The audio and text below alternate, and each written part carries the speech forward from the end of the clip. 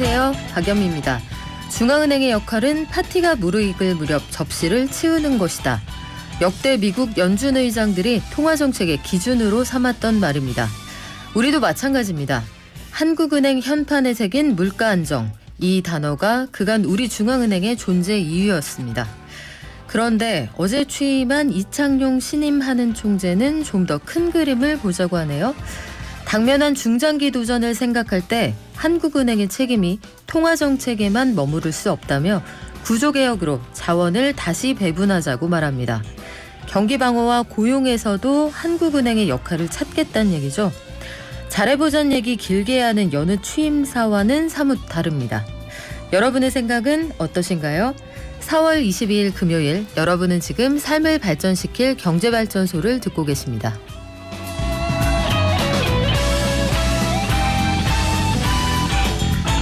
앞서 잠시 말씀드린 이창용 신임 한국은행 총재, 어제 취임 일성과 그 의미 알아보고요.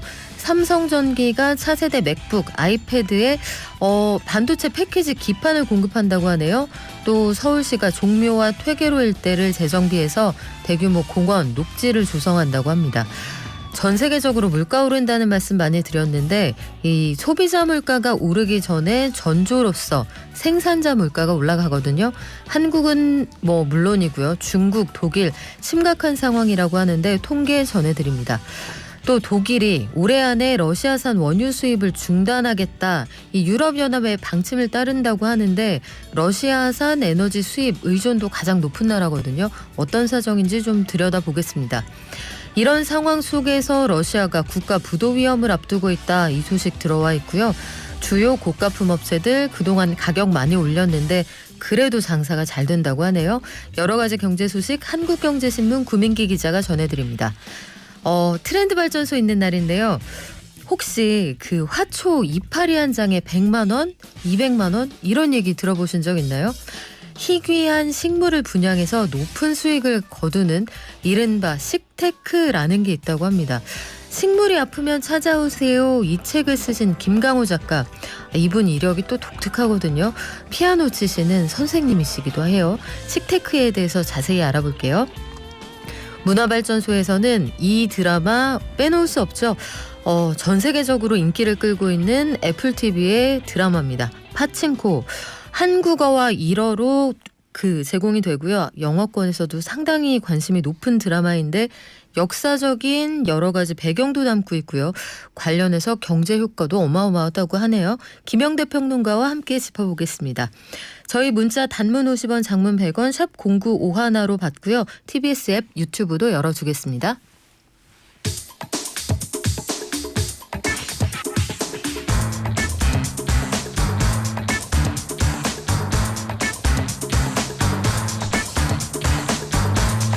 매일 아침 쏟아지는 경제뉴스 핵심만 뽑아서 알려드립니다. 경제브리핑, 오늘은 한국경제신문 구민기 기자와 함께합니다. 안녕하세요. 안녕하세요. 자, 어제 이창용 신임 한국은행 총재가 취임식을 했는데 보통 취임사는 되게 같은 얘기를 다른 단어로 여러 번 얘기하잖아요. 네. 또 어제는 그게 아니었다면서요?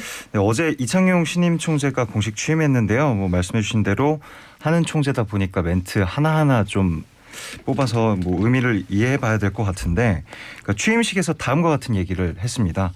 그러니까 우크라이나 전쟁 장기화와 미국의 예상보다 빠른 통화정책 정상화, 오미크론 변이 확산에 따른 중국 경기 둔화 가능성 등이 통화정책의 어려움을 가중하고 있다. 성장과 물가 간 상충 관계가 통화정책을 더욱 제약하는 상황인 만큼 정교하게 균형을 잡아 정책을 운영할 때다. 이렇게 얘기를 했습니다. 그러니까 조금 여러 가지 말들이 나왔는데 들어보면은 이 총재의 한국은행이 앞으로 굉장히 고차방 정식을 풀어야 한다. 이란 이야기로 들리고 있어요. 그러니까 우선 국제유가가 급등하면서 3월 소비자 물가지수가 전년 동기 대비 4.1% 이 정도나 뛰었는데요. 이거 잡기 위해서 기준금리 올려야 되는 건데, 그런데 또 중국 경기 둔화 가능성 같은 경기 하방 위험도 같이 있다라는 거죠. 그래서 무작정 또 많이 올릴 수 없다라는 상황인 건데, 이렇다 보니까 어떤 뚜렷한 메시지를 던졌다라기보다는 여러 가지 상황들을 살펴보면서 다양한 액션들을 취할 수 있다. 이런 이야기를 했다라고 합니다. 그래요. 그 어느 때보다 무거운 짐을 지게 되는 한국은행 총재가 아닐까 싶습니다. 어제 나온 얘기에서도 고민이 드러나는데 물가도 잡으면서 경기도 살리는 데 도움을 준다. 네. 분당하고 일산을 한 번에 가겠다는 얘기잖아요. 엄청나게 힘든 일이죠. 그래요. 어떻게 펼쳐나갈지 좀 지켜보고요. 가계부채 관련한 발언도 있었죠? 네, 부채 관련해서도 몇 마디 했는데요. 뭐 이런 이야기였습니다. 부채의 지속적 확대가 자칫 붕괴로 이어지면 엄청난 사회적 비용을 초래한다는 점을 과거 경험으로 알고 있다. 거시경제 안정을 추구하는 한해는 부채 연착륙에 관심을 둬야 한다. 이렇게 이야기를 했습니다. 뭐 가계부채 앞으로 신경 많이 쓴다. 뭐 이런 이야기인데요. 한은 통계에 따르면 지난해 12월 말 기준 가계신용 잔액이 1,862조 1,000억 원이라고 합니다. 뭐 언제나 그렇긴 한데 한은이 가계부채 문제 조심하게 다뤄야 될 상황이다라고 할 수 있습니다. 그렇다면은 금리의 방향성이 좀 읽히기는 하는데 빚 가지고 있는 분들 많으시죠? 담보대출 이런 것들 주의해서 좀 지켜보셔야겠네요. 삼성전기가 애플에 반도체 패키지 기판을 공급한다. 이 계약 소식도 알려졌어요. 네, 어제 한 언론 보도로 전해진 얘기 한번 가져와 봤는데요. 그러니까 삼성전기가 애플 M2 프로세서에 들어가는 반도체 패키지 기판을 공급하기로 했다라고 합니다. 그러니까 반도체 패키지 기판이라고 하는 거는 그러니까 반도체 위에 있는 전자 부품들이 엄청 많잖아요. 이것들을 이어주는 통로 같은 건데요. 뭐 쉽게 얘기하자면은 반도체를 하나의 도시다라고 했을 때 이 안을 구석구석 이어주는 일종의 도로 같은 역할을 하는 제품입니다. 오. 네, 이게 굉장히 고기술을 요하는 제품이라고 하는데요. 어제 이 뉴스가 나간 이후로 삼성전기 주가가 5% 가까이 뛰었어요. 그러니까 시장이 그만큼 중요한 뉴스로 받아들였다는 건데 그도 그럴 것이 M2 프로세서라는 게 최근 애플이 주력으로 밀고 있는 반도체라고 할 수 있고요. 그러니까 뭐 맥북 프로, 아이맥, 뭐 아이패드 뭐 이런 애플의 주력 상품들이 대다수의 그 M2 프로세서를 탑재하면서 애플이 공격적으로 이 제품을 이용할 것이다라고 알려져 있습니다. M2 프로세서 이 단어가 좀 어려운데 관련해서 조금 더 알고 싶다 하시는 분들은 저희 목요일 방송 강정수 박사 강의를 한번 들어보시면 도움이 됩니다. 자, 반도체 패키지 기판 사업이라는 게 사실은 굉장히 익숙한 사업은 아니거든요. 네, 최근에 굉장히 부흥한 사업이라고 할 수 있는데요. 그러니까 코로나19로 인해서 비대면 디지털 수요가 늘어났잖아요. 그러면서 뭐 5G, 뭐 AI, 클라우드 같이 기술들이 뭐 이런 최첨단 기술들이 더욱 각광을 받고 있고요. 그런데 이러한 기술들의 필수적인 게 고성능 반도체고 그리고 고성능 반도체에는 반도체 패키지 기판이 꼭 들어가야 된다라고 합니다. 그러니까 그동안 일본 이비덴이나 뭐 대만 유니마이크론 같이 이 두 업체가 시장을 이끌어 왔는데 그러니까 이번에 삼성전기가 애플 반도체 패키지 기판을 공급하면서 양강 구도를 뚫는 것이 아니냐 뭐 이런 전망과 기대도 나오고 있습니다. 그래요? 한번 같이 지켜볼게요. 그리고 서울시가 도심에 녹지 공간을 조성한다 이 내용을 발표했는데 도심 재개발에 대한 기대감도 좀 감도는 모양이에요. 네, 어제 오세훈 서울시장이 서울 녹지 생태 도심 재창조 전략이라는 주제로 기자간담회를 열었는데요. 발표한 전략 핵심 내용을 말씀드리자면은 건축물 높이나 뭐 용적률 같이 건축 규제를 완화해가지고 건물을 높이 세우고 이를 통해 남는 공간에 녹지를 조성한다. 뭐 이런 컨셉인데요. 현재 3.7%에 불과한 도심 녹지율을 15% 수준까지 올리겠다라고 했고요. 그리고 이 전략을 가장 먼저 시행하는 곳으로 종묘에서 퇴계로 일대를 꼽았습니다. 이 일대는 그 세운상가 아시죠? 그 세운상가를 중심으로 정비구역이 다수 있는 곳인데요. 이 일대 정비구역을 20개 내외로 재조정해서 재개발을 시행하고 그리고 그 과정에서 부동산 개발 주체가 세운상가를 매입해서 서울시에 기부 체납하는 방식으로 이뤄질 것이고요. 그리고 서울시는 이를 수용해서 녹지 공간을 만들 것이다라고 했습니다. 가정이 많네요. 사업의 전제가 일단은 재개발이 제대로 되고 부동산 개발을 한 민간업자가 세운상가를 사서 기부 체납을 한다. 이게 일단 서울시의 시나리오인데 이 과정에서 우리가 풀어야 될 문제들이 제법 많을 것 같습니다. 네, 맞습니다. 그 실제 세운상가가 철거되려면 뭐 관련 조례를 정비해야 되기도 하고요. 그리고 복잡한 소유관계도 정리를 해야 됩니다. 그리고 또 뭐 임차인의 퇴거 그리고 보상 협의 굉장히 지난한 과정들을 많이 요하는데요. 원래 이러한 복잡한 과정 때문에 사실 박원순 전 서울시장 때 이 구역을 도심재생의 방식으로 보존하려고 했었던 거고요. 그러니까 뭐 도시의 역사성을 보존도 하면서 토지주, 뭐 임차인, 주민들, 뭐 이 여러 사람들의 이견을 조율하고 있었던 건데 과연 오세훈 서울시장이 이를 잘 해결해 나가면서 철거까지 이룰 수 있을지 지켜봐야 될 것 같습니다. 세운상가 역사적인 건물인데 우리나라 최초의 주상복합 건물입니다. 7, 80년대에는 네로라 하는 연예인들이 이 위에 살고 여기 우리나라에서 가장 비싼 물건들 희귀한 것들이 이쪽으로 모여들기도 했다고 하죠. 자, 생산자 물가가 굉장히 많이 올랐다고 하는데 그 지역별로 상황을 좀 볼까요? 네, 우선 국내 소식 전해드리자면요. 어제 한국은행이 발표했는데 국내 3월 생산자 물가지수가 116.46으로 전월보다 1.3% 높아졌다라고 합니다. 한국은행은 국제유가 등 원자재 가격이 상승하면서 공산품 지수가 계속 오른 영향이다 이렇게 설명을 했고요. 중국은 상황이 더 심각합니다. 그러니까 3월 생산자 물가 지수가 작년 같은 달보다 8.3%나 올랐습니다. 그러니까 원자재 값 상승과 함께 코로나19로 국내 생산 시설들이 멈추면서 공급망 혼란이 나타난 결과이고요. 그런데 또 독일은 더 심각합니다. 20일 독일 연방 통계청이 3월 생산자 물가 지수가 전년 동기 대비해서 30.9% 뛰었다라고 이야기를 했습니다. 30.9%요? 네, 쉽게 와닿지 않는 네. 숫자일 수도 있는데요. 그러니까 이게 역대급 상승폭이라고 합니다. 그러니까 연방 통계청은 러시아 전쟁으로 치솟은 에너지 값이 물가를 올렸다라고 이야기를 했고요. 실제로 독일 제조업이 지불한 에너지 비용이 작년 3월에 비해서 올해 84% 급등한 것으로 나타났습니다. 에너지 수입 가격이 급등한 게 물가를 전반적으로 확 끌어올렸다 이렇게 볼 수 있습니다. 우리도 무역 수지에서 지금 적자가 나는 게 에너지 수입 금액이 급등했기 때문인데 독일은 러시아에서 에너지를 수입 안 한다. 굉장히 큰 결정이잖아요. 네, 맞습니다. 그런데 수입 중단을 선언을 했어요. 네, 현지 시간으로 20일 독일이 러시아산 원유 수입을 중단하겠다. EU 제재를 따르기로 했다. 이렇게 발표를 했는데요. 올 여름까지 러시아산 원유 수입 양을 절반으로 줄이고 연말에는 완전히 중단하겠다 이렇게 발표를 했습니다. 그리고 그 다음 타깃으로 천연가스 수입을 중단하겠다고도 했고요. 그러니까 독일이 아까 전에 말씀해 주신 대로 원래 러시아산 에너지를 굉장히 많이 수입하고 있어요. 네. 그래서 지금까지 EU를 주도로 한 에너지 수입 제재 기조에 제대로 동참하고 있지 않았었던 건데요. 그러니까 비난 여론이 점점 커지면서 독일도 뒤늦게나마 제재 기조에 동참하고 있다. 이런 분석이 나오고 있습니다.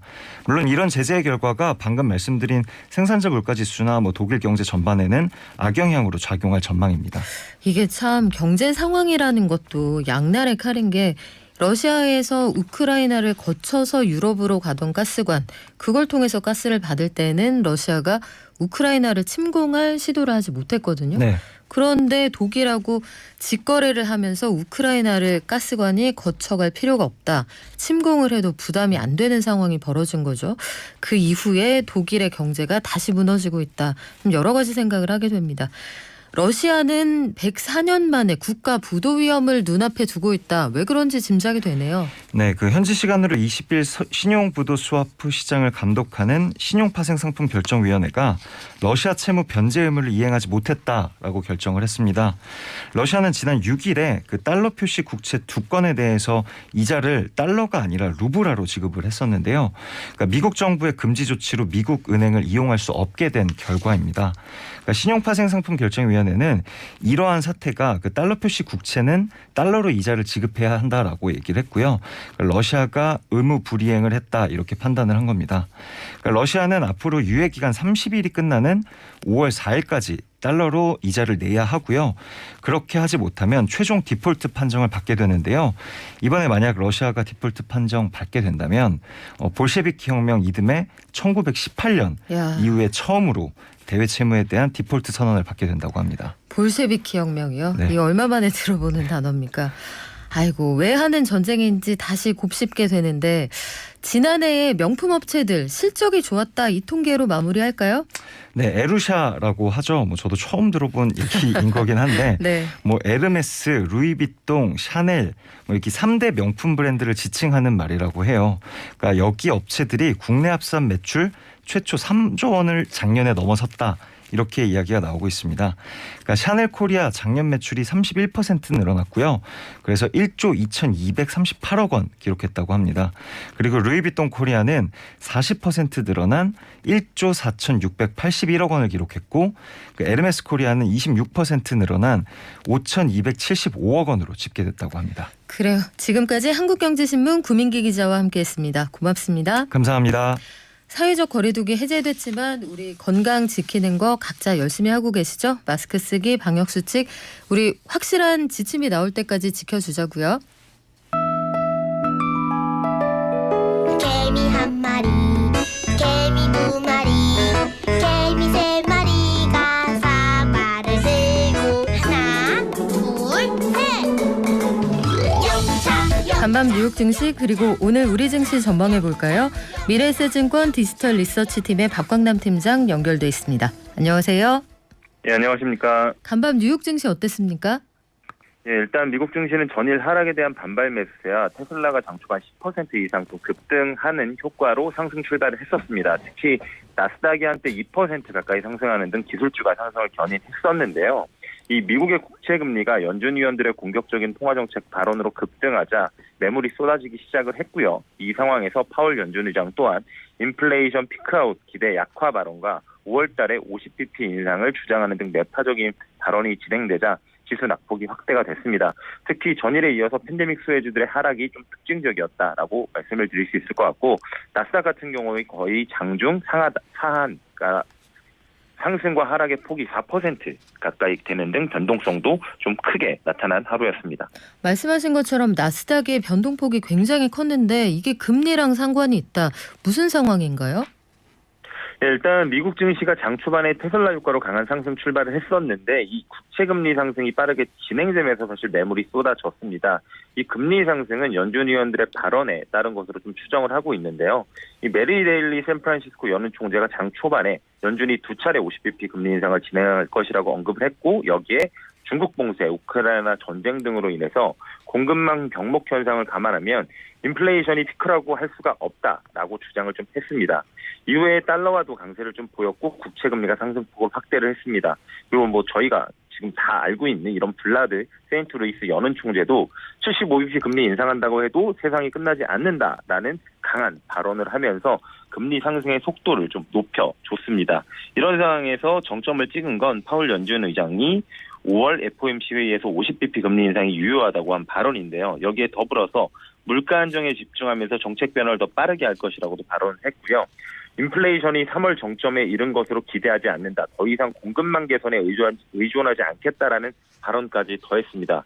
사실 연준 의장 입장에서 50bp 금리 인상에 대한 발언이 나온 것은 처음이라는 점에서 시장에 영향을 미쳤는데 이 대체로 파월 의장을 비롯한 연준 의원들의 생각보다 공격적인 통화정책 변경을 통해서 이 인플레이션을 제어하기 위한 노력을 하고 있다라고 저희가 평가는 일반적으로 했지만 이후 발생한 증시 주변 환경의 변화를 보면 시장은 다시 이러한 요인으로 인해서 경기 둔화를 우려하기 시작했다라고 판단을 하고 있고요. 파월 의장이 더 이상 공급망 개선에 의존하지 않겠다라는 발언에 주목하실 필요가 있는데요. 이는 인플레 억제를 위해 다른 요인을 고려하지 않고 강경한 통화정책을 통해서 총 수요를 감소시키겠다라고 언급한 것으로 해석을 할 수 있기 때문입니다. 이에 파월 발언 이후에는 오히려 금리 상승폭이 축소되는 움직임이 나타났고요. 다시금 장기금리의 경기 둔화 우려가 반영되면서 장단기 금리차 축소, 5년물과 30년물의 장단기 금리차는 다시금 역전되는 현상이 나타났습니다. 연준 위원들 말고요. 우리 유럽으로 가볼까요? 유럽 중앙은행의 라가르드 총재 또 권더스 부총재도 발언을 했는데 여기선 어떤 말이 나왔습니까? 사실 지금 현존하고 있는 이제 각국의 중앙은행의 이제 총재들 가운데 라가르드 총재가 가장 비둘기파적인 성향을 보이고 있다라고 보시면 좋을 것 같습니다. 라가르드 22 총재는 경제 하방 위험이 크다라고 언급하는 등 경기에 대한 우려를 좀 표명을 했고요. 자산 매입 속도는 그렇기 때문에 3분기 중에 그다음에 금리 인상은 그 이후에 할 것이라고 이야기를 했습니다. 현재 인플레이션과 관련해서는 공급이 주도하고 있다고 언급을 했고요. 특히 그 가운데 절반이 에너지라고 언급을 했습니다. 그렇기 때문에 이 근원 인플레이션율은 2.9%에 불과해서 관리 가능한 수준이다라고 하며 이번에도 약간의 비둘기파적인 주장을 좀 했습니다. 현 시점에서 제가 말씀드린 것처럼 가장 비둘기파적인 행보를 보여주고 있는데 사실 라가르드 총재가 이와 같은 행보를 보여주는 요인은 유럽의 인플레이션 요인이 미국과는 좀 다른 부분이 있기 때문입니다. 그렇기 때문에 섣부른 금리 인상은 더 가파른 경기 둔화를 만들어낼 것이라는 우려가 녹아있는 판단이라고 추정을 좀 하고 있습니다.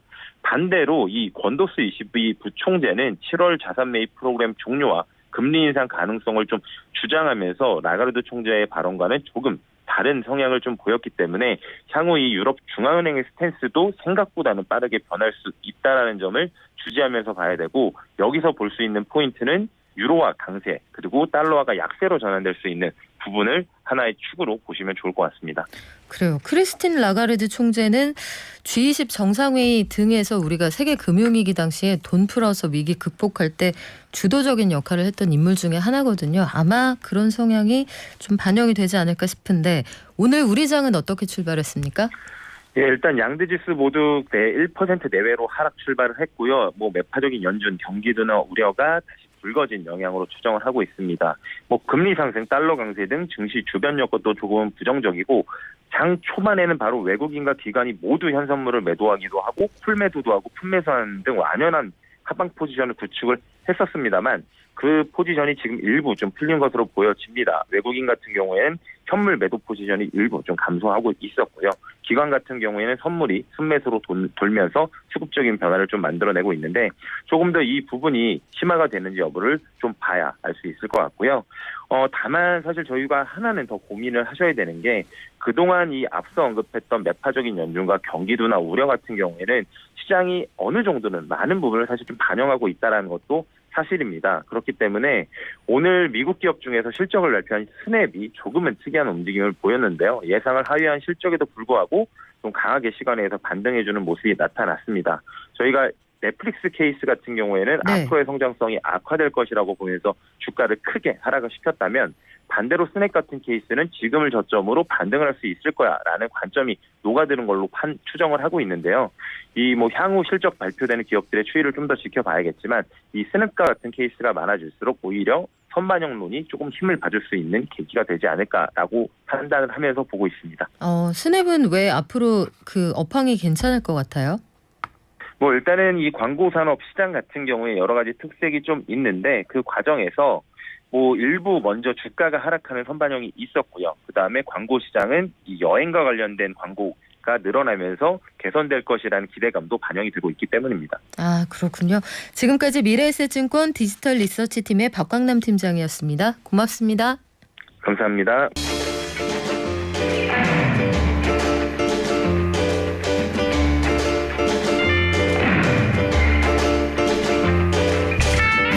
여러분 스튜디오 분위기가 확 달라졌죠. 갑자기 초원?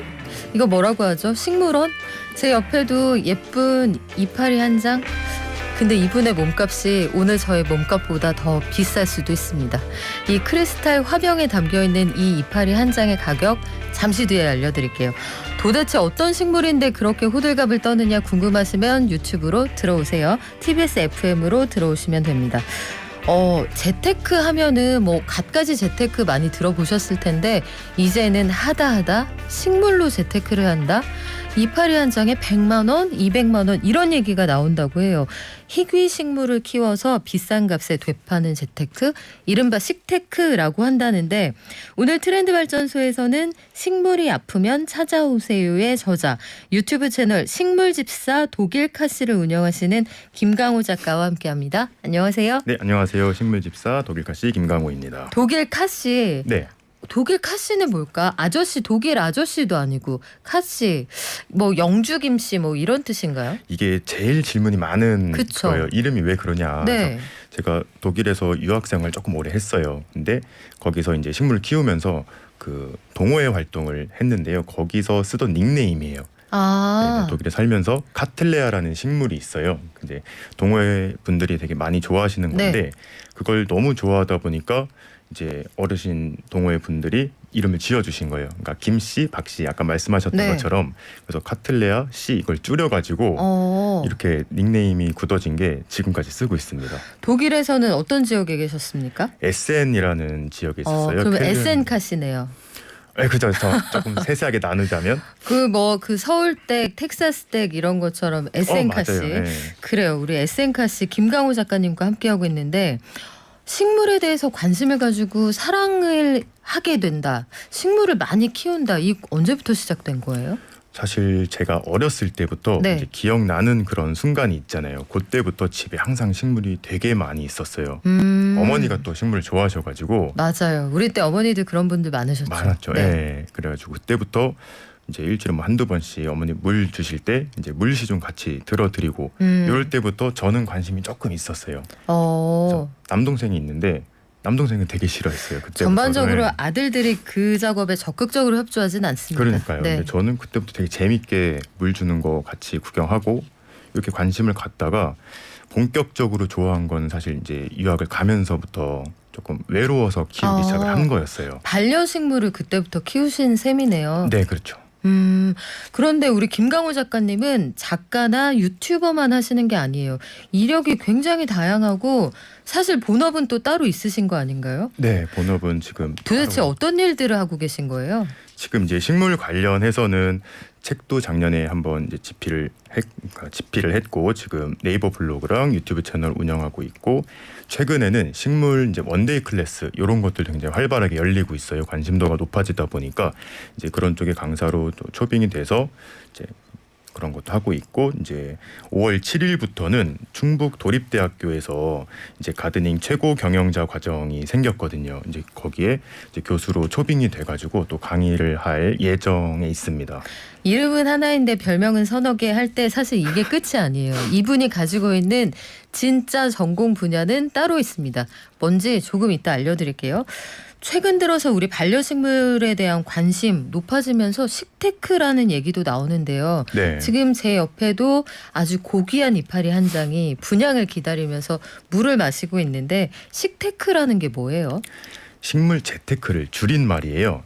근데 이게 식물이라는 게 예전부터 우리 뭐 어머님들 때부터 해가지고 번식이 이제 잘 되는 식물 네. 같은 경우에는 번식을 해서 이제 주변 이웃들에게 이제 좀 나눠서 같이 키우거나 이런 게 예전부터 있었어요. 맞아요. 네. 네. 근데 이제 이런 게 이제 온라인 이제 인터넷에서 조금 활발하게 식물 그런 동호회라든지 이런 게 생기면서 이제 조금 돈을 받고 이제 분양을 하는 이런 게 이제 조금씩 생기기 시작을 하다 보니까 이제 이런 재테크의 수단으로 이런 식물들이 조금 인기가 있는 그런 것 같아요.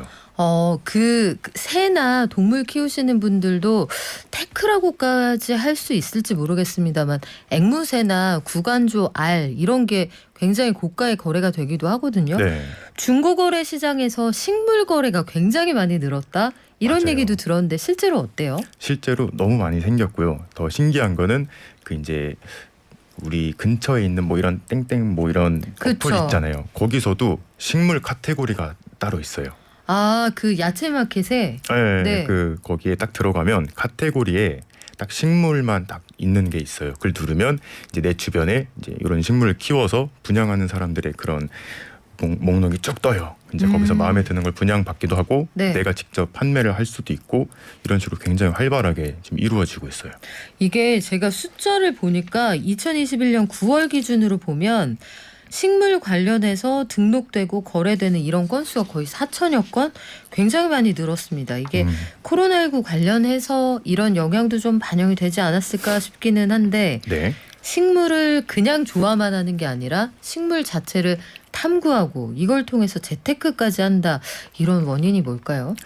이게 정말 코로나의 영향이 없을 수는 없는 것 같아요. 실제로 코로나 전부터 유튜브 채널을 운영하고 있었는데 물론 그때부터도 식물을 좋아하시는 분들이 네. 많이 계시긴 했지만 확실히 이게 코로나가 오고 나서부터는 외부 활동이 조금 제한이 많이 걸렸었잖아요. 그러다 보니까 집에서 할 수 있는 그런 좀 힐링이 될 수 있는 이런 것들을 찾으시다 보니까 이제 원래 이제 사람들이 하던 이 가드닝, 실내 가드닝이 조금 더 관심을 갖게 받게 돼서 사람들이 조금 더 많이 찾게 되는 것 같아요.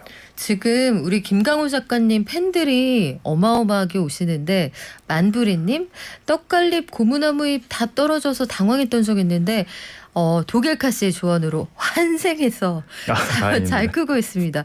심폐소생술을 해주셨나 봐요. 그리고 막 질문도 굉장히 많이 올라오는데 네. 제가 좀 이따 하나씩 여쭤봐 드릴게요. 네. 그러면 이런 식물들을 좋아하시고 오랫동안 키워 오셨는데 최근 들어서 보면 식테크 얘기가 나오면서 어떤 식물들이 몸값이 높은지 또 키우기도 어렵고 구하기도 어려운 것들이 좀 인기가 있을 것 같기도 하고요. 네. 여기 지금 함께 출연한 이 화분 2개와 이파리 하나 요 세 분의 몸값도 좀 궁금하기도 네네. 하고 일단 이 화분들부터 소개를 좀 부탁드릴까요? 네, 지금 이제 보이실지 모르겠지만 이렇게 노랑 색깔 네. 잎을 갖고 있는 애가 보여요. 몬스테라예요. 몬스테라? 네, 잎이 지금은 어려가지고 아직 찐잎이 없지만 이게 크면서 이파리가 찢어지기도 하고 구멍이 막 들어가는 그런 몬스테라거든요. 그 어디서 호텔 같은 데서 본 것 같은데 아마 많이 보셨을 그게 거예요. 아픈 게 아니군요. 네, 그게 이제 공기도 잘 통하게 하고 아래에 있는 이파리한테 빛을 조금 주기 위해서 내 몸을 찢어서 이렇게 빛을 좀 투과시킬 수 있는 그런 뭐야. 좀 썰이 있거든요. 그 와중에 배려까지? 네, 되게 그래서 저분은 지금 많이 자라면 다 네. 성장하면 저 화분은 얼마나 자라게 됩니까? 이파리가 이 한 장이 거의 이제 이렇게 손으로 이렇게 하트할 정도, 요 정도 한 되는 아름 한 아름 정도 될 되는. 정도? 네. 물론 한 아름이라는 야생에서는- 게 양팔로 감싸 안은 그 정도의 부피가 되는 건데 네, 저렇게 작은 잎이요. 네. 아직은 어린 개체인 거죠. 자, 그러면 저의 본색을 한번 드러내 볼까요? 네. 지금은 몸값이 얼마입니까? 이 식물 같은 경우에는 현재는 이파리 한 장당 가격을 좀 책정하는 네. 그런 경향이 있어요. 그래서 얘 같은 경우는 요거 하나에 200만 원에서 250만 원 정도가 이제 책정이 돼가지고 새 잎이 나오고 있어요. 그래서 아마 700만 원 정도는 되지 않을까. 저 화분 하나의 현재 가치가. 네. 그러면 만약에 분양을 한다라면 저 화분에서 이파리 하나씩 네. 그리고 자라나고 있는 저 꿈나무까지 네. 따로따로 다 분양이 가능한 거예요? 네, 이게 지금은 조금 어려가지고 이파리 하나씩 나누기는 조금 힘들지만 어느 정도 큰 상태가 되면 지금 보시는 것처럼 이파리 네. 한 장이잖아요. 저런 식으로 하나씩 조금 자르면 이제 분양이 가능한 그런 상태가 되는 네. 거예요. 제가 호칭을 바꿔야겠네요. 화분이라는 호칭을 귀한 분으로 바꾸겠습니다. 저 귀한 분이 계셨고 그 옆에 이파리가 조금 더 크네요. 네, 얘는 이제 빌로덴드론 중에 파스타짜넘이라는 그런 식물이 있어요. 파스타 짜놈? 네, 이름이 조금 어렵죠. 약간 친숙해요. 파스타 짜놈. 그렇죠, 맛있는 거 그 파스타 네. 같은 느낌이고 그 안에서도 또 실버라는 이름을 가지고 있어요. 카테고리로는 실버. 네, 그래서 요거 같은 경우에는 이파리 한 장당 15만 원에서 20만 원 정도 이제 갖고 있고 그럼 하나, 둘, 셋, 넷, 네 개니까 한 60만 60만 원. 원 정도. 네, 요 식물 가격이 네. 되게 재밌는 게 제가 말하는 이 순간에도 가격이 계속 바뀔 수도 있어요. 정말 주식 같이. 아니 무슨 증시입니까? 왜 바뀌어요? 그러니까 저도 되게 신기했어요. 이게 2년 전까지만 하더라도 식물 가격이 이렇게 막 높지도 않았었거든요. 근데 네. 이게 똑같아요. 수요와 공급인 것 같아요. 그러니까 이게 찾는 사람, 키우고 싶은 사람은 많은데 이걸 키우는 사람이 적게 되면 얘도 이제 똑같이 자동적으로 가격이 어느 정도 상승을 하고 이제 또 키우는 사람은 키우고 싶은 사람들이 많았는데 다 가졌어요. 그럼 이제 별로 이제 키울 사람들이 없는데 가진 사람들은 많아서 분양될 개체는 많아지고 이러다 보면 반대로 가격이 떨어질 수도 있고. 진짜 그 이런 생각나네요. 예전에 우리 튤립 전쟁. 그렇죠. 거품, 네, 그 튤립 버블. 관련해서 완전히 그 튤립 하나가 그 구근 하나가 집 한 채 값이던 때가 네. 아주 옛날에 있었거든요. 말도 안 되는 투자라고 생각을 하다가도 그때 당시에는 그게 실질적으로 거래가 됐습니다. 네. 이렇게 해서 수급 상황에 따라 가격이 달라진다고 말씀하시는 걸 들어보니까 네. 저 노란색이 좀 섞여 있는 저 친구가 지금은 조금 더 귀하군요. 네, 저거 같은 경우에는 또 어려운 점이 있어요. 어떤 어려운 점이 있어요? 지금 이 무늬가 아름다워서 얘 이제 몸값이라고 해야 돼. 이게 높아진 건데 번식을 했을 경우에 이 아름다운 무늬가 사라지는 경우가 가끔 있어요. 그 얼룩 무늬가 사라지게 되면 몸값이 떨어지는군요. 몸값은 이제 그냥 초록색 일반 몬스테라가 되는 거죠.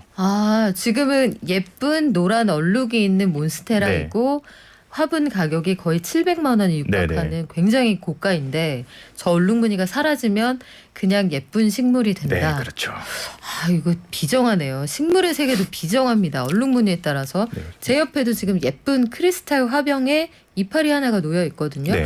요거는 제가 이렇게 함부로 만져도 될지 모르겠는데 편하게 만지셔도 돼요. 분양을 기다리고 있다고 하는 요 이파리 한 장. 네. 이 친구의 가격은 얼마인가요? 이것도 아까 얘랑 비슷하게 한 15만 원에서 20만 원 정도 이제 거래가 되고 있고요. 얘 이름은 필로덴드론 글로리오섬이라는 네, 또 한 번만 더 얘기해 주세요. 글로리오섬. 글로리오섬. 네, 그 안에서도 조금 이파리의 색감이 어두워서 다크폼이라고 또 세세하게 다크폼. 나누면 네. 그래서 이렇게 한번 들어보시면 네. 잘라놨잖아요. 한 달 정도 됐는데 그 아래에 좀 삐쭉하게 튀어나온 게 이제 새 이파리가 될 아이고 그러네요. 네, 뿌리도 나오고 있고 화면으로 보이실지 모르겠어요. 여기 아주 작은 한 2cm 정도 되는 새 잎이 지금 나오고 있거든요. 그래서 이 친구도 자라나면 이 정도 몸값을 네, 얘는 이렇게 비싸지진 않고 얘는 이제 무늬가 없기 네. 때문에 이런 애들은 또 번식도 굉장히 쉬워요. 그래서 또 많이 이제 번질 수가 있기 때문에 그래서 상대적으로 가격은 조금 낮은 편인 거죠. 그래요. 이렇게 저는 사실 처음 알았거든요. 네, 이파리 한 장에 몇십만 원 이것도 놀라운데 네, 책 뒤에 저 귀한 분은 저 몸값이 우리 중고차 한 대 값이잖아요. 그쵸. 그래서 저런 식물들이 있구나도 이번에 처음 알았는데 네. 참 신기하다. 어떤 기준으로 가격이 책정되는지까지 들었는데 최근 들어서 우리가 지금 스튜디오에서 보고 있는 이런 식물들 말고도 네, 설마 이거보다 더 비싼 건 없겠죠? 있죠. 이거보다 더 비싼 게 있어요? 네, 정말 키워보곤 싶지만 차마 못 도전하는 그런 애들이 있는데요. 소개를 한 2개 정도 드리자면 또 필로덴드론 중에 빌리에티의 바리에가타라고 있어요. 네. 이거는 이름이 또 너무 어려운데요. 이렇게 비슷하게 생기긴 했는데 잎이 조금 길게 자라는 그런 식물인데 네. 거기도 노랑 무늬가 들어간 애가 있어요. 어. 그러니까 이게 좀 변이가 와가지고 그런 게 생긴 건데 그런 거 같은 경우에는 최근에 제가 기억나는 가격으로는 이파리 한 장에 1,000만 원을 호가를 이파리 한 장에 했었습니다. 1,000만 원이요? 네, 근데 저도 저걸 누가 사 했는데 정말로 분양이 되더라고요. 그러면 그거 10장이면 1억 원? 에이, 그게 전세값, 전세 보증금인데 이 식물들의 이름도 특이하고 종류도 참 처음 들어보는 종류가 많습니다만 네. 그러면 이게 아마 나는 작은 거부터 한 장부터 시작을 해볼래 이렇게 네. 키워서 화분에 옮겨볼래 이런 분들이 아마 계실 거라고요. 네. 그러면 어떤 식물을 어떤 기준으로 고르시는 게 좋을까요? 사실 이파리와 뿌리의 상태를 보고 이제 분양을 받으시는 게 가장 좋고 네. 지금 저 같은 경우에는 이게 시간이 조금 걸렸어요. 이제 뿌리도 내야 되고 이제 새 잎을 내서 분양을 하는 편인데 이게 사실 요즘에는 이제 딱 잘라가지고 바로 분양하는 거는 이제 법으로 금지가 되어 있어요. 네, 이제 뿌리가 내리고 이제 새 잎도 나와야지만 사실 이제 정식적인 분양이 될 수 있는 그런 건데 그렇기 때문에 너무 이파리만 있는 거는 좀 가격을 싸게 부르시는 분들도 있지만 집에서 뿌리를 내려서 새 잎을 낼 때까지 조금은 어려울 수 있기 때문에 이렇게 조금 새순이 나온 어느 정도 번식에 성공한 개체를 구입하시는 게 좋고 실제로 눈으로 봤을 때 잎이 좀 싱싱하고 뿌리가 하얗게 잘 내려있는 그런 개체를 선택하는 것이 좋을 것 같아요. 그분이 제 옆에 계시네요. 네, 좀 건강하게 자라고 있습니다. 아니 그런데 저는 지금 약간 문화적인 충격이었던 게 식물을 사랑하고 좋아하실 수 있지만 네, 그냥 뿌리가 돋아나지 않았는데 그 네네. 이파리를 자른 그 단면이 있는 그거 자체를 사가시는 분이 있다는 거잖아요. 그렇죠. 저도 이게 그러니까 이게 법으로 개정이 되기까지 조금 그런 확실히 되지 않았을 시기에 그게 조금 가격이 적기 때문에 저도 그런 걸 좀 구하곤 했어요. 막 키우곤 싶은데 가격이 너무 비싸니까. 근데 그런 것들을 구입을 하시게 되면 실제로 이게 생육이 잘 됩니까? 생육이 되긴 하지만 시간이 좀 오래 걸릴 수가 있어요. 쉽지 않겠죠. 네, 아마추어 네. 입장에서는. 네. 그 뿌리가 돋아나 있는 싱싱한 식물을 구입하세요. 상식적인 얘기인데 네. 마음이 급하면은 그렇게 구매하시는 분들도 계시는군요. 저도 사실은 그랬었고 예전에는. 그래요. 그러면 이걸 잘 키워서 잘 분양하는 게 식테크가 될 수도 있고 그냥 심신을 안정하는 힐링 그 자체일 네네. 수도 있는데 이런 거 여쭤봐도 될지 모르겠지만 시간이 너무 아쉬워서 네. 우리 김강호 작가님이 사실은 피아니스트예요. 네. 선화의 고를 나오신 그리고 유학을 다녀오신 피아니스트인데 실제로 출강도 하시잖아요. 네. 이 식물들이 혹시 그런 거 있을까요? 제가 이런 음악을 들려주었더니 네. 우리 쑥쑥이가 정말 쑥쑥 잘하더군요. 이런 음악 있습니까? 그러니까 제 구독자분들은 제 직업을 이제 아시기 때문에 집에 이제 피아노가 있고 하니까 또 유독 저희 집 식물이 되게 크게 자라요. 되게 건강해 그래요, 보이고. 그거는. 그래서 많은 분들이 저 사람은 네. 분명히 이제 피아노 음악 연주를 들려줘서 쟤네가 잘 자라는 것이다 이렇게 저도 생각을. 제보를 받았어요. 네. 네. 근데 사실 저희 집에는 완전 방음이 되어 있어가지고 방 밖에서는 피아노 소리가 하나도 안 오, 들리거든요. 소름. 네. 그럼 그 왜 잘 자라죠? 그 집은? 그래서 뭐 요즘엔 음악을 들을 때도 이어폰이 너무 좋다 보니까 네. 그런 걸로 듣기 때문에 음악을 들려준 적은 없는데도 잘 자라더라고요. 근데 저는 실제 경험은 했어요. 유학 네. 시절에는 네. 이제 방음할 수 있는 그런 환경이 안 되다 보니까 그쵸. 방에서 이제 피아노를 놓고 연습도 거의 하루 종일 하고 너무 이제 심심하고 외롭다 보니까 식물도 지금처럼 많이는 아니지만 대화도 많이 하셨겠어요. 그런 오해도 많이 받아요. 식물이랑 이야기하는 거 아니냐. 식물어 이해하시는 거 아니에요? 그 정도는 아니고 이제 새끼를 좀 치거나 네. 갑자기 좀 아팠던 애가 살아났을 때 어. 잘했어 약간 요런 감탄사 정도 하지 막 잘 잤니 뭐 요런 대화까지는 안 하고 있어요. 잠깐 상상했는데 그래서 어떤 노래를 좋아했는지는 잘 모르겠다. 네, 근데 확실히 음악을 들려주는 게 이 식물 생육에는 확실히 도움은 되는 것 같아요. 그래요. 식물들에게 파이팅. 잘 잤니는 안 했지만 파이팅은 했다고 하시는 네, 그렇죠. 김강우 작가님과 여기까지 함께 할 건데 독일어로 파이팅이 뭡니까? 아, 독일어로 파이팅 갑자기 생각이 안 나네요. 하지만 독일로 유학은 다녀오신 네. 지금까지 식물이 아프면 찾아오세요의 저자 유튜브 채널 식물집사 독일 카시를 운영하고 계신 김강우 작가님 또 김강우 피아니스트와 함께했습니다. 네, 고맙습니다. 감사합니다.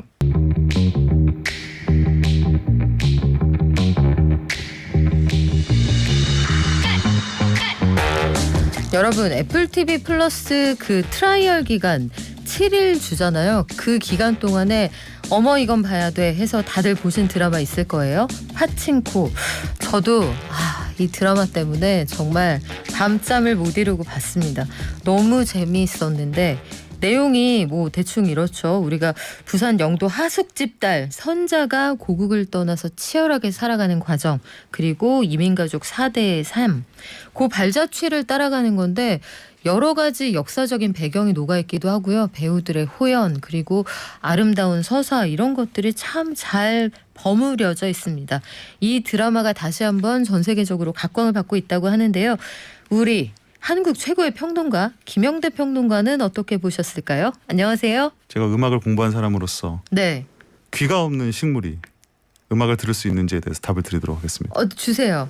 아직 뭐 확정된 건 아닌데 네. 진동 있죠, 음악이라는 게. 파동이 있죠. 네, 그 식물은 전체적으로 세포로 이루어져 있기 때문에 그 세포가 그 파동을 느낀다라는 일각의 분석이 있어요.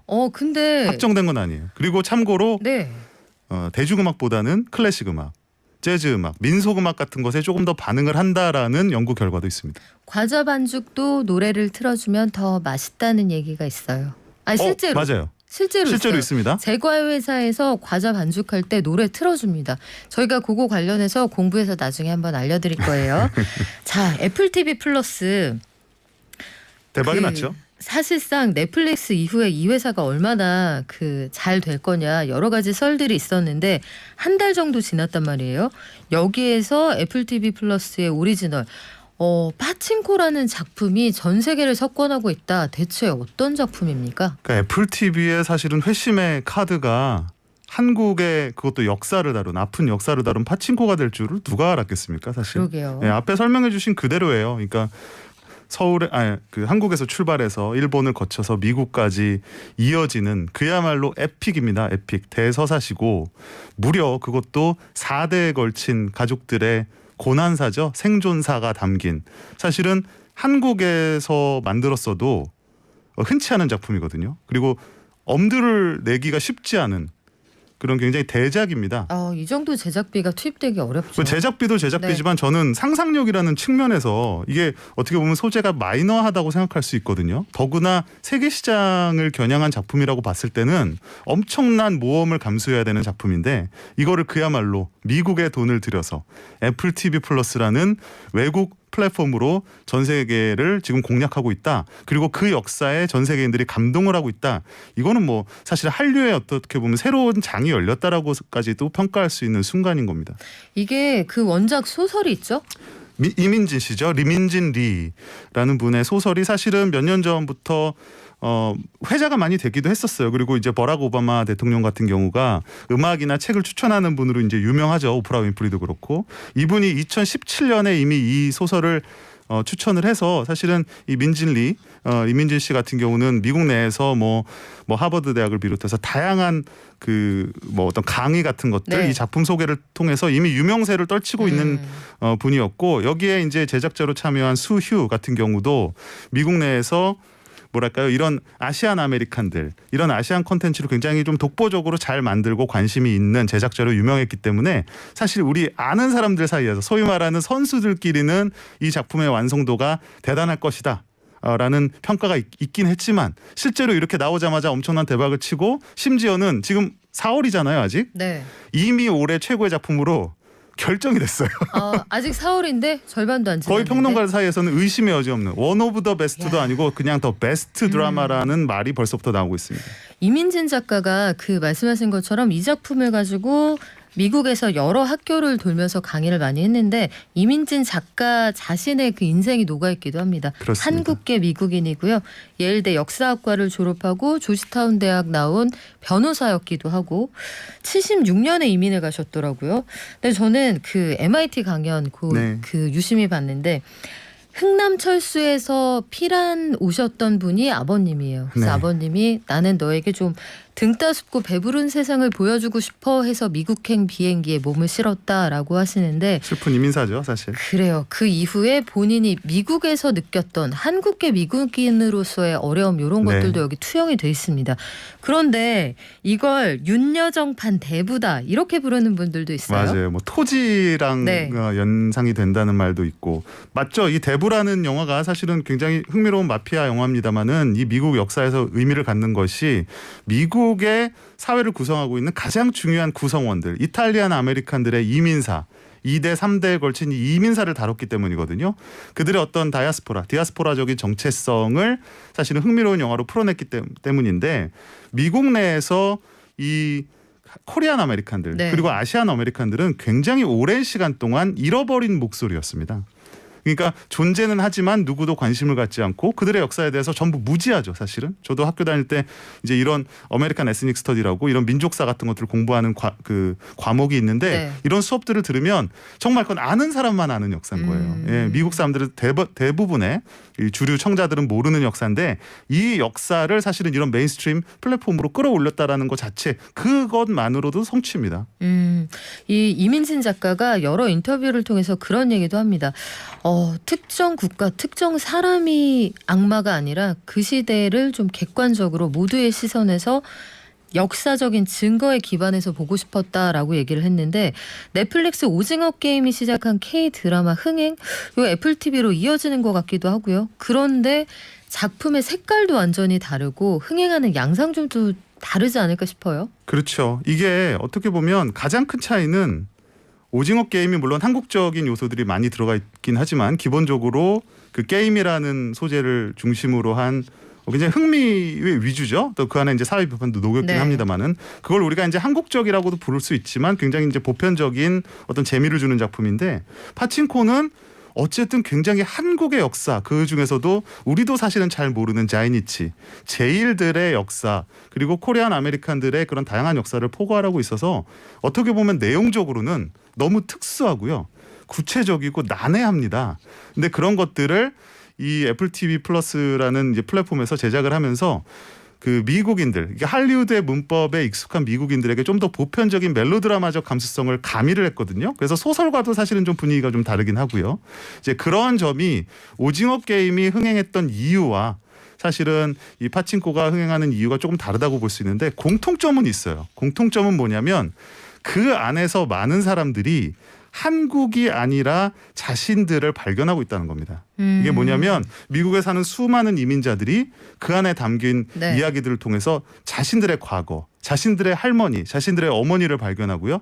그것들을 통해서 공감대를 끌어내고 있다는 점. 그러니까 우리 가장 쉽게 쓰는 말이지만 가장 한국적인 것이 지금 사실은 가장 세계적인 이야기로 승화가 되는 그런 상황이라고 볼 수 있겠습니다.